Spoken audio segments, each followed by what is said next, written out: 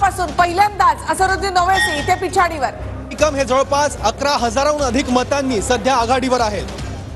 उज्ज्वल निकम हे आघाडीवर आहेत 11,000 मतांनी। नक्कीच तर अजून एक महत्त्वाची बातमी समोर येत आहे। मुंबईतून उज्ज्वल निकम तब्बल 11,000 मतांनी आघाडीवर आहे। तर वर्षा गायकवाड यांच्यासाठी हा एक मोठा धक्का। मुंबईतून उज्ज्वल निकम 11,000 मतांनी या ठिकाणी आघाडीवर।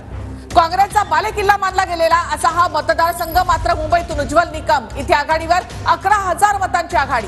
नक्कीच तर काँग्रेसच्या वर्षा गायकवाड यांच्यासाठी मोठी धक्कादायक बातमी, कारण उज्ज्वल निकम सध्या 11,000 मतांनी आघाडीवर। वायनाडमधून आघाडीवर आहेत मोठ्या मतांनी। राहुल गांधी वायनाडमधून सध्या आघाडीवर आहे। वायनाडमधून राहुल गांधी मोठ्या मताधिक्याने आघाडीवर।